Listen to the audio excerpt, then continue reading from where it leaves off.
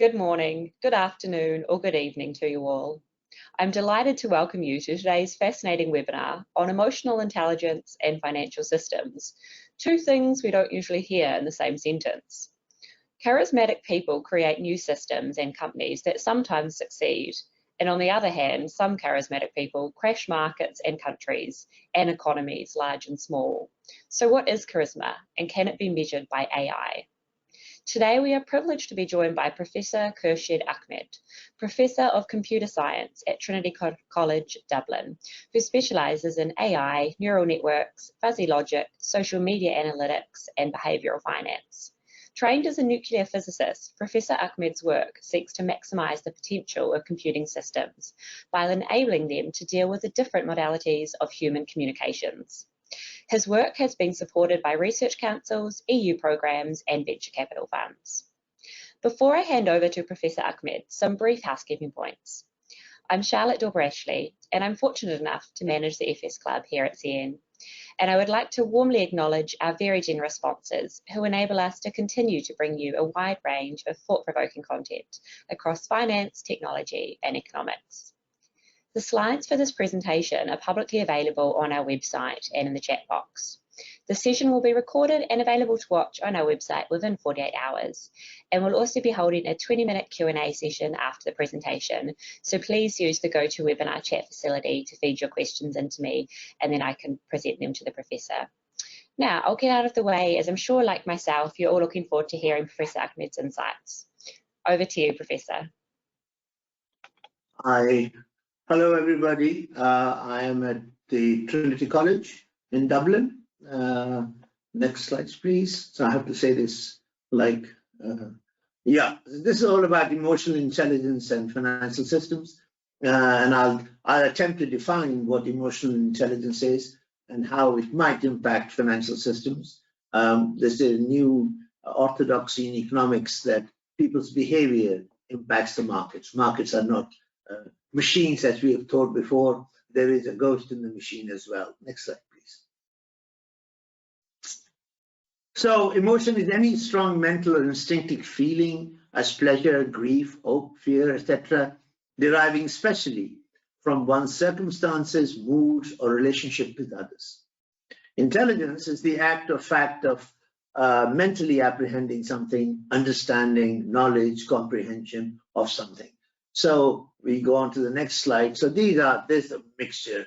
So here we go. We're going to play the slide of our Chancellor who spoke on the 23rd of September on Friday, starting at 9:34. The line you see growing up is the stock market pound movement of pound versus dollar, and the Chancellor finishes. Can you see that? And just after that, the pound crashes.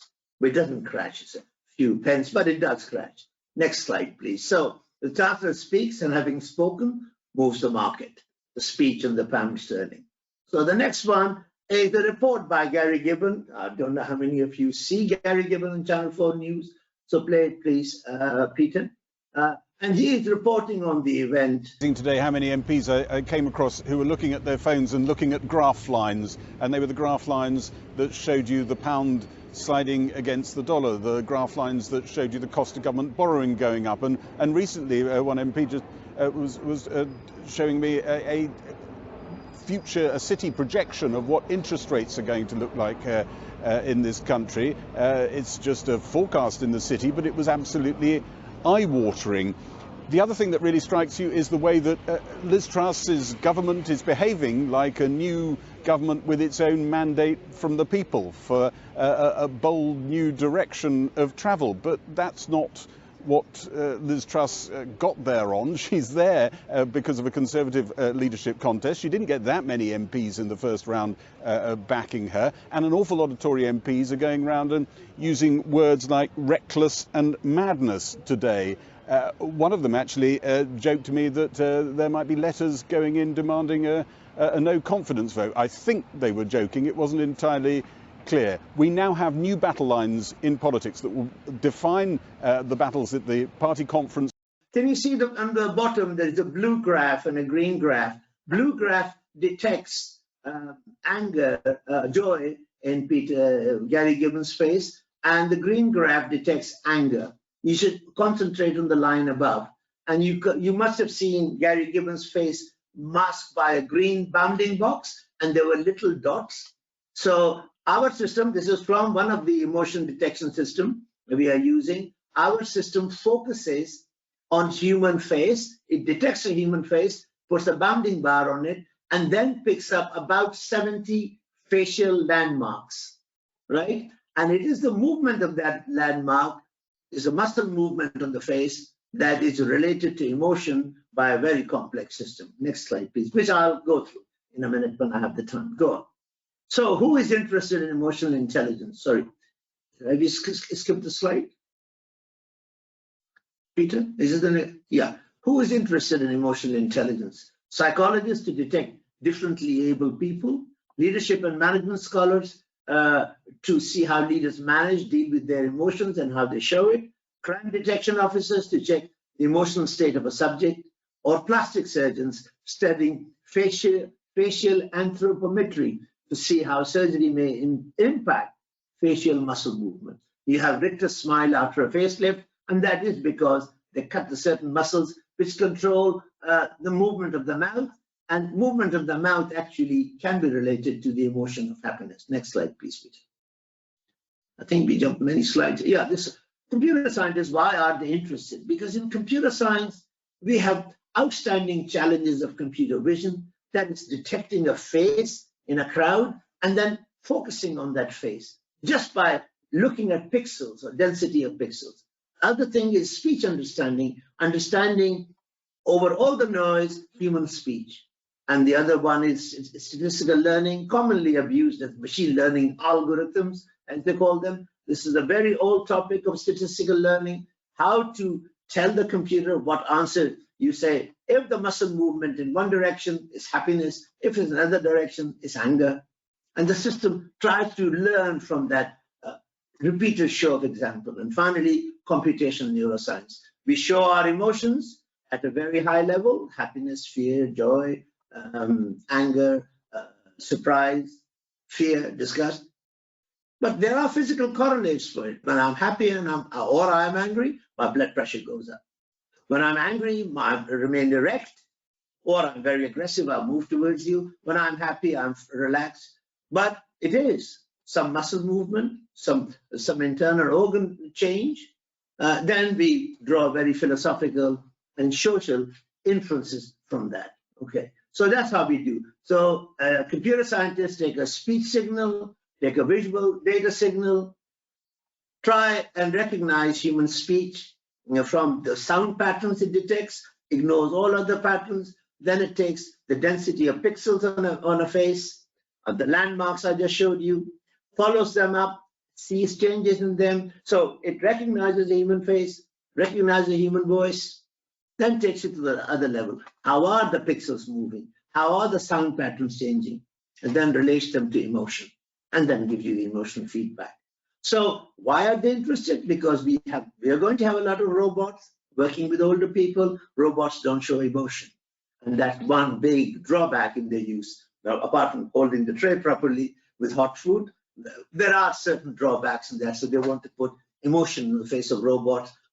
Then we do emotional feedback from learners. That is, have they understood what I was saying? And then, of course, profiling or covert surveillance. I have a very dim view of intelligence services, so I won't go there. Right. Next slide, please.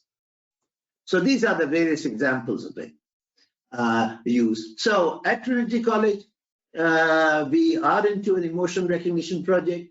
We evaluate emotion detection software by testing such systems on diversified video database. We have a database of 250 politicians, CEOs, official spokesmen of charismatic people expressing emotions spontaneously. These emotion detection systems were trained on post videos generally. So, except there are a few exceptions. So we use spontaneous to see how far we can take it. Emotions expressed through facial changes, voice modulation, head pose movement, and textual sentiment. These are the various things we do. We use systems that compute, please make a note of that, probabilities of emotion. We're not saying somebody's happy. We're saying it's very probable on all changes I see, this person is happy, but it could be my probability calculations would be wrong, like we do in stock market all the time. So could not be happy, but I've accidentally said they were. And we test the statistical significance of difference between outputs of different systems with the same input.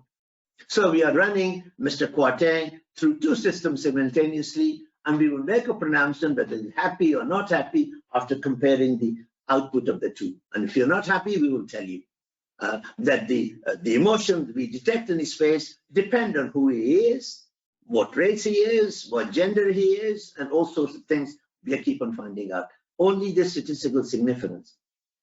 This is a big team. There's some permanent members, myself and Carl Vogel, a good friend of mine, and we work together. Carl is an expert in AI, and he focuses on language, and of course now on videos.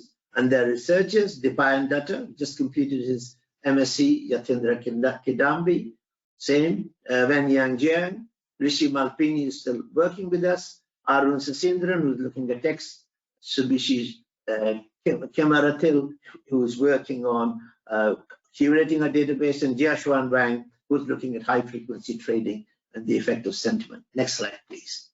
So we look at performance of public speakers, and perceptions they may create through their performance are presented to the audience in sound bites, video clips, word clouds, and idiosyncratic gestures. Okay, Keir Starmer may speak for 45 minutes. We'll pick up the sound bites, nationalization or not nationalization. How did he look? What suit he wear? And if there's unfortunately, still, if there's a female politician, what clothes she was wearing and what her hairstyle was, and that becomes news.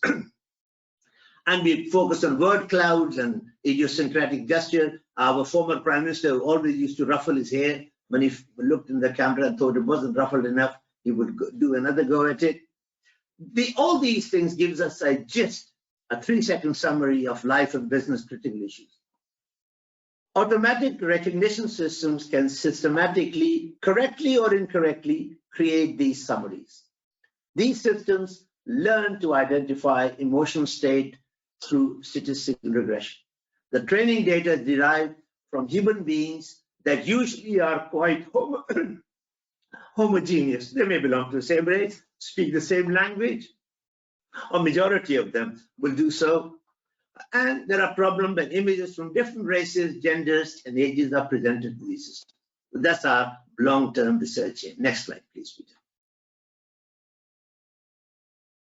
So we will now look at the Chancellor's facial emotion and also his voice emotion. The top graph, part of the graph, is facial emotion, and the bottom one is voice emotion. Voice emotion is analyzed with roughly 2,000 millisecond intervals, and facial emotion is recognized at 33 milliseconds, very high speed.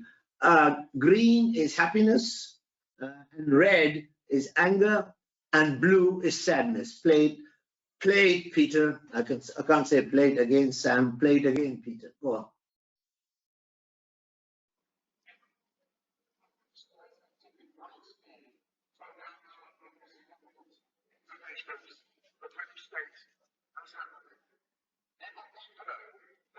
Coming, and help is indeed coming. We're taking 3 steps to support families and businesses with the cost of energy. Firstly, to help households, the energy price guarantee will limit the unit price that consumers pay for electricity and gas. This means that for the next 2 years, the typical annual household bill will be £2,500. For a typical household, that's saving between £3,000 a year based on lower prices. We're continuing our existing plans to give all households £400 off bills this winter. So taken together, Mr. Speaker, we've got to get more than enough time.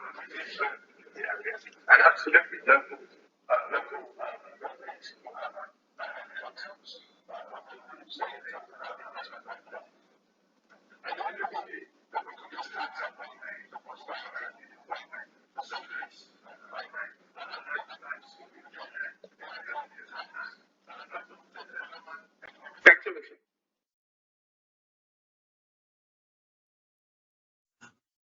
Okay, so what we see towards the end, the Chancellor got very angry because the heckling started a lot. And you can see generally at the very beginning, he either gave a sad expression, like he shared your misery with you, or some expression of happiness when he brought you good news. Same thing was reflected in speech, but to a lesser extent. Next slide, please, Peter. Now, I've talked about, given in my introduction, the notion of CEOs. Now, Bank of England governor is supposed to be neutral, and he's supposed to be charismatic as well, because you have to have charisma to go to people to say, listen to me, and do as I say you should do. There you are. That's the Bank of Emotional Performance of the Governor of Bank of England, which may have effect on markets. You can play it, Peter, please. And the idea is same, that the different colors are different emotions.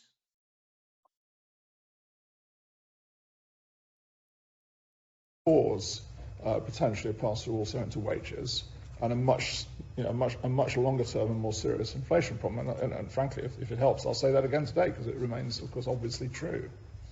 Now, what I would say about this meeting is that I think no member of the committee, me included, has ever, and we wouldn't, of course, made any statement about, and therefore at the next meeting you can expect us to do the following. We don't make those sorts of remarks.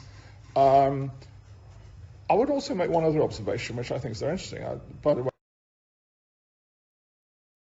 Okay, so we saw this, that there are changes of emotions on his face, and we have a whole range of videos by Mr. Bailey at different points in time, and we are analyzing it. And also, as you saw, we try to correlate with stock market movements. Okay, so now I'm coming towards the sort of end of my talk, just to reassure you. Next slide, please, Peter. So you've seen I rely on facial landmarks, and I rely on my machine's ability to locate single face and my machine's ability to locate a single voice. Okay, and that's very important. Us human beings, we can watch Kwasi Kwarteng in houses of parliament, lots of noise, a lot of people moving, clapping and all that, but we focus on Mr. Kwarteng, okay? And we focus on his voice. Now they're trying to develop machines which will pick such things in a crowd. In order to do, and they can't do it properly, we have to crop the videos a little bit to do that. So artificial emotional intelligence is the capacity of computers or other machines to exhibit or simulate emotions. The capacity of computers to detect emotional behavior amongst other machines or people. And the field of study which is concerned with the two. So we're looking at whether machines are good enough now to make a claim, like they make a claim in other areas, like storing large amounts of data, searching through large amounts of text. Can they do the same thing with images? Next slide, please. So how do they do it? I explained what they do. Detect a human face using face recognition algorithms, select facial landmarks, about 70 or so, track changes in the relative position of landmarks, which is essentially muscle movement caused, or blood pressure also, train computer system to relate landmarks changes in landmarks to changes in emotion, and show trained system videos and system to detect emotions from unseen videos. Okay, so basically emotion can be described rather crudely as the deformation of the face. You know, if I do this, I'm unhappy. If I do this, I'm happy. So this is the basic instinct we have.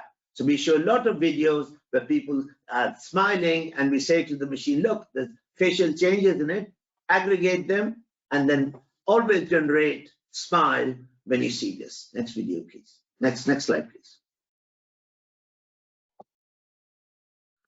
So there are many companies, facial emotion recognition systems. We use two, Emotion and Effectiva. Both of them have been now sold for billions of dollars to major American companies. Effectiva is now going to be used, look at driver tiredness and other things, in a company which makes video systems, camera systems for autonomous guided vehicles. And Emotion has been grabbed by Apple to do what they're going to do with it, something.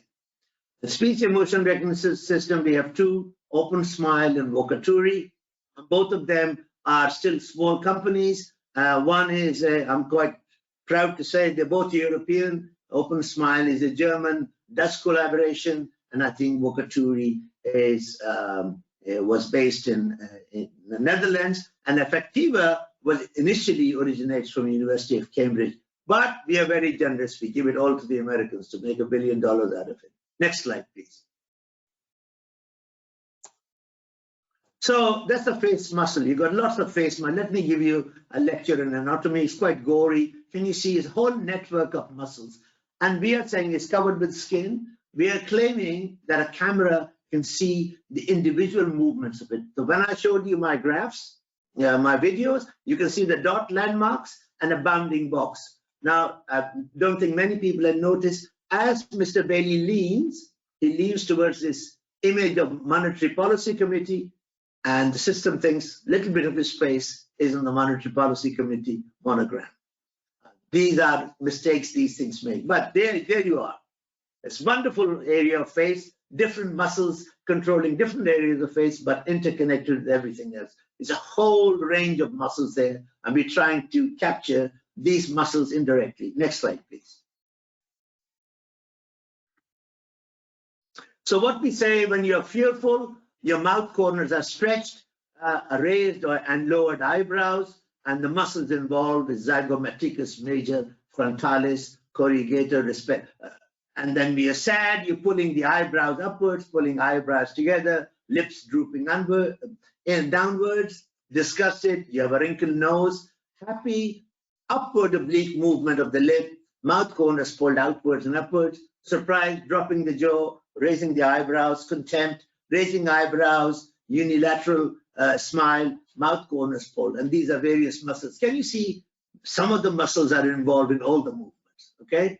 And some of the muscles are unique. It's a pot shot of the whole thing. So we judge on the left-hand column, we judge fearful, sad, disgusted in terms of these muscle movements. That's the theory. Okay, go on the next slide, please.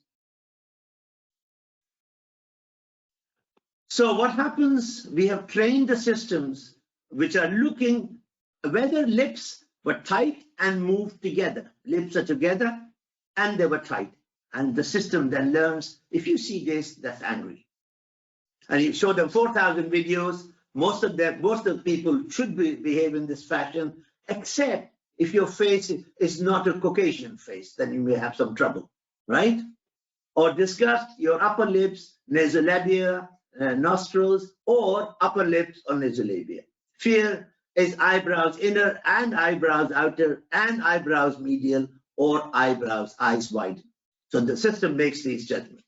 Happiness is nasolabial and anger, as I said, lips tight. So these are the judgments people have made, and the system learns these movements and relates to emotions. Next slide, please. So what happens when we do emotional intelligence? We pick up a face, we try to acquire a face, home on to a face, normalize the face, segment the face from the background. Even when we segmented Mr. Kwarteng's face, there are a lot of background, so we have to subtract that, say his face ends here, above his tie, and ends up here, just below the line there. Okay, and then we have detect facial features, then we have facial expressions, and then we relate it to emotions. Next slide, please. What happens in speech? When I'm angry, my speech rate is fast, my voice intensity level is high and is varying, and my energy in the speech is high, and I have various frequencies. They could vary in terms of level, variability, and counter. And you can see happiness, I have fast speech rate, medium to high level of intensity, variability is too much, but my frequency is medium, and my frequency distribution is slightly different. And the other thing is a voice onset time. When I'm sad, I speak slowly. And angry or happy, my voice picks up quickly. And this is how the system detects changes in these physical parameters that you can see on the top, and tries to relate it to these things. Okay, next slide, please. So automatic speech recognitions look at proxies of emotion. They're not real emotion, they're proxies. They stand in for emotion. Facial emotion recognition systems rely on the identification of a human as a mass of pixels that are found repeatedly with slight variations. These variations are the proxy of human emotions expressed through our face. Speech emotion recognition systems similarly use proxies of human voice. Similar distribution of energy and quality of sound signals may be related to a vowel or a consonant or a pause or a speech onset time. The modulation of these signals are proxies of emotions expressed through our voice. So we can check out the emotional state of a charismatic public speaker, not just by reading their speeches, but before reading their speeches, but by watching, hearing them. Hearing is not listening. On video audio streaming services, and give pollsters our likes and dislikes, an emotional response to an emotional stimulus. You don't need pollsters after this, copying, seeing what they do. Machines are going to do that. Next slide, please. Sorry to interrupt there, Professor. We've got quite a few questions coming in, so we need to wrap up. I'm just finishing my last slide. You can see the last sentence, a long way to go, typical academic.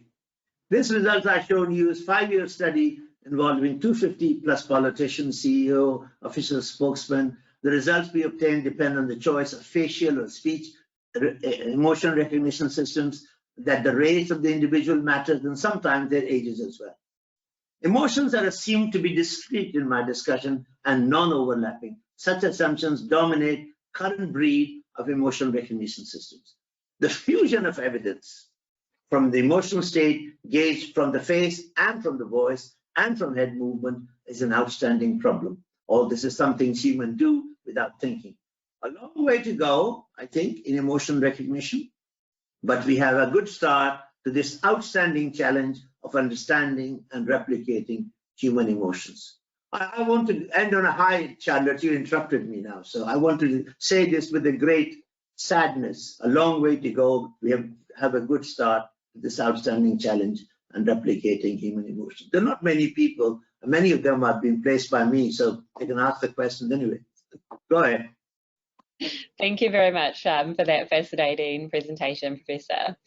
So first question to kick things off is from Bob McDowell, and he asks, how would you distinguish between emotional intelligence and intuition? Can intuition play a contributory role in financial markets? Artificial intelligence detects intuition. Is it a recognizable emotion that software recognizes and understands?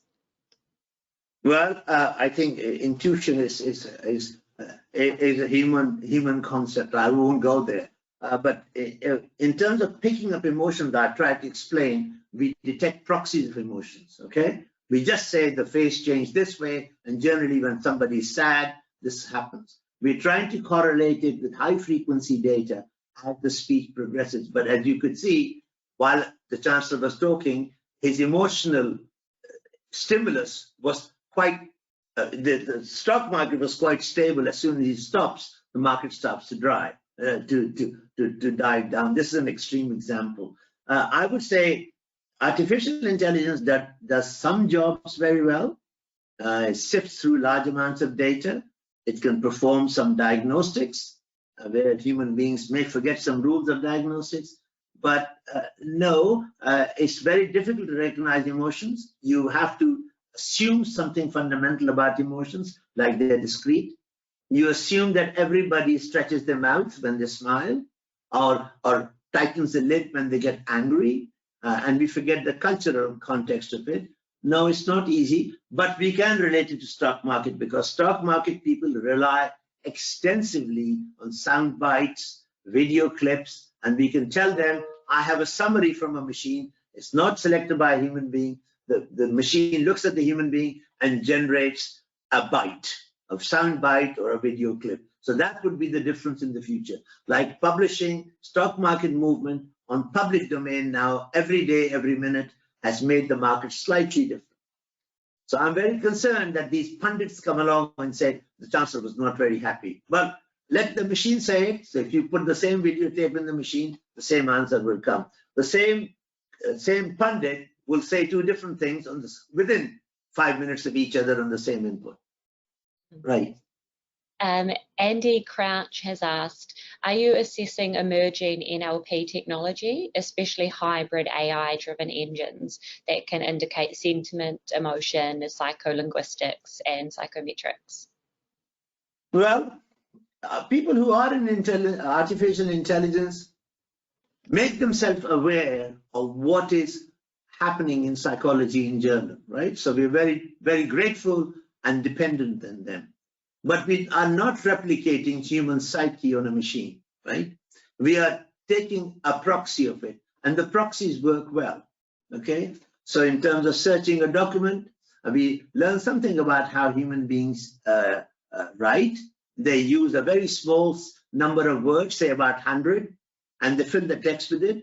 These are things like a, and, the, of, in, what they call grammatical words, and they're unique to each language. That's what we learn from our linguist friends who've been looking at this. And that's a very important import into it that went into Google. Every time you type a keyword, it gives you very high ranking of a document you needed. And that has come from a gentleman called Terry Winograd, who was a supervisor of both the two people, what's the name, Brill and Page. And that insight came from there. Insight in diagnostics have come from psychology, but we don't use psychological theories. We inform ourselves and get on with it. We are like engineers. We listen to physicists. We say, oh, stress and strain. Then we go on to build a 100-story high building where stress and strain hasn't been tested, but everybody's happy to live with it. So we are engineers. We keep ourselves informed. And we try to keep ourselves informed about conflicts in psychology itself. So I just hinted at discrete emotion theory and continuous emotion theory, big debate going on. So I listen to two speeches, then I go back into my lab and I write a program, right? So had I not listened to the speeches, I wouldn't have gone to the lab to write the program. But that program has as much to do with psychology as a motor car has to do with an iron ore, and how it was dug up. But I must know iron is. I don't think I've answered the question correctly, but if they have more, he can write to me. Thank you. Hugh Purser has asked, is there a correlation either in voice or face analysis with breathing and breath control? Oh, absolutely. Absolutely. There is a correlation, but you see, correlation is not causation, okay? This is a very important thing people should understand. Whatever I presented, I even tried to give you the illusion the stock market movement depends on the chancellor's facial expressions. It does to a point, right? If we had a funerary face throughout, we would be very upset that the economy is doing badly. So yes, there is. We are very careful and we keep ourselves aware of human physiology and human anatomy, because that's very important part to keep us informed. But then if you ask me, do the muscles the muscle movement detection in our systems is the same as human muscle movement? No, not at all. Our muscles get tired, our faces sag. I mean, despite plastic surgery, you can tell the face has sagged and the voice grows old. So, and we repair ourselves. What we do in computer science, we listen to all these people. Then we go into the quiet of our room, in front of the best thing we have in the world, our machine, we hack off a program.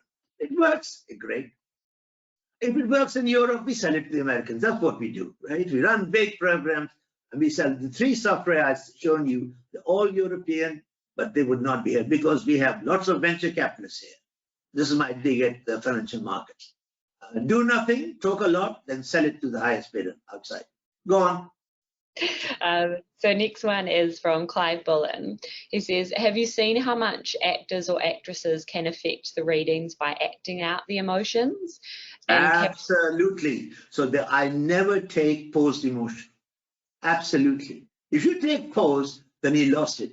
Why do I don't take man in the street or woman in the street because of ethical considerations. I take politicians. They're semi-trained actors. They have a script, they rehearse, but boy, oh boy, they look at the audience and they react to it. And because they're not actors, right, and they're listening or feeling the audience, they change. And I haven't used the phrase here, it's called emotional leakage, right? You can see that in Mr. Johnson. There's always a leakage of disgust somewhere along the line in one of his speeches. So yes, so we take semi-trained actors, right? And that is politicians. They have a script. We know they have a script. They have rehearsed it, but they're not actors. Right? So Ken, on that note, Clive's wondering, can we all learn to look as though we're happy even when we're not? Yeah, there is an emotional leakage on your face.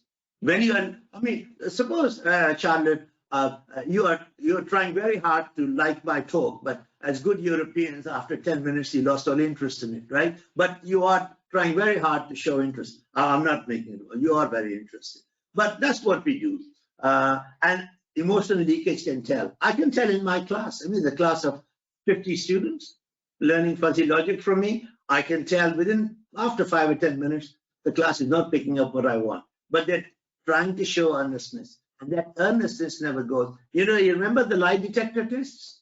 Well, something similar. There is something going on. So emotions are not discrete. I may show happiness, but there could be underlying anger. And that could be picked up. So that's what the whole point about these things, emotional leakage, yeah.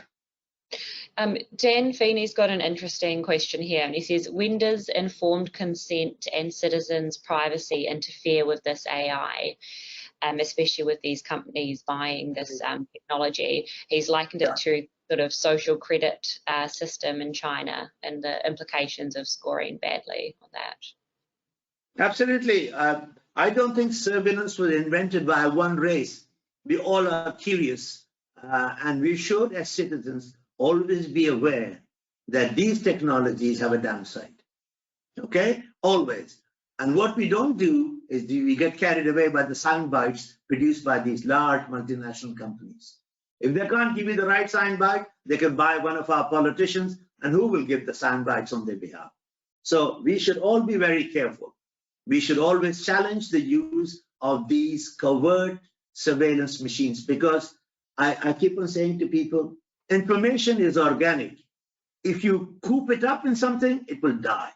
So if you take covert information, it's going to die. It does not have the ecosystem to breathe, right? So yes, we can have to let one guilty free, but normally we frame 99 innocent by the use of these technologies, and that's not going to be good. One good thing which is coming up, when you're tired, your facial expressions change, your voice changes, and the machine could tell you, now you're tired and you're doing 90 miles an hour on a motorway, we shouldn't be doing. That's good. But I don't like Her Majesty's Constabulary telling me, looking at my face every 5 minutes, that would not be good. That would be intrusive. So yeah, I mean, there's very old saying, God makes grape, man makes wine, or woman makes wine. So there is always, you can rot something up very quickly. I was trained as a nuclear physicist. We have provided the world with infinite source of energy, but we use it to kill each other. Well, I mean, I can control that. I went to my room, did a calculation, and the thing came out, I gave it to people.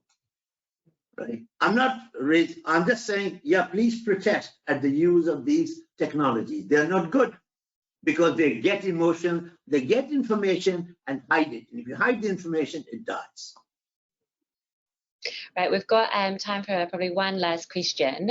Margaret Rogers asks, can you comment on the possible influence of cultural differences in the expression of emotions, or muscle movements universal in their signalling of emotions?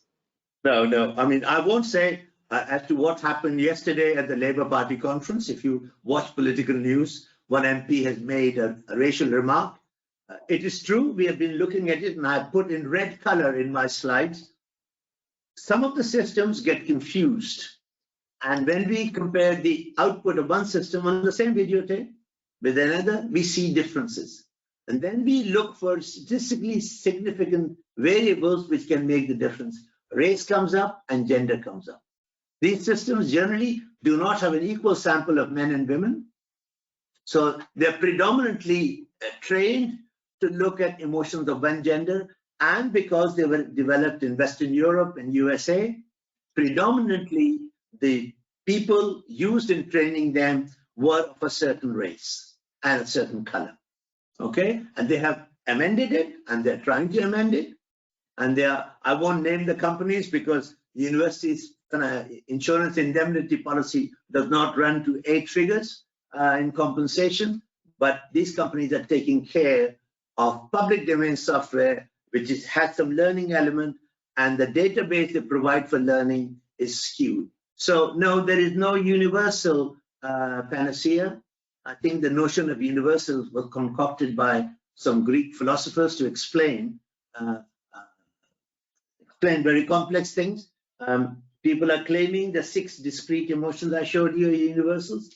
That's also not true, because we all know there is something hot anger and cold anger, and how they are anger, while the anger, while one is hot, the other is cold. Now, as I said, Dr. Rogers, I listen to psychologists and linguists. I listen to everybody, talk to physiologists, then I go into my room, I write a program. Now, I don't think I can replicate psychology, linguistics, and physiology in it. And you shouldn't believe when I make such claims. You should always ask me to put, I say, and I've said it 4 or 5 times, we deal with proxies of emotion, not with emotion itself. That's purely human. Well, we do have actually quite a few more interesting questions left there, and I apologise if we didn't get time for them today, but I will send them all to the Professor with your contact details so he can get in touch with you.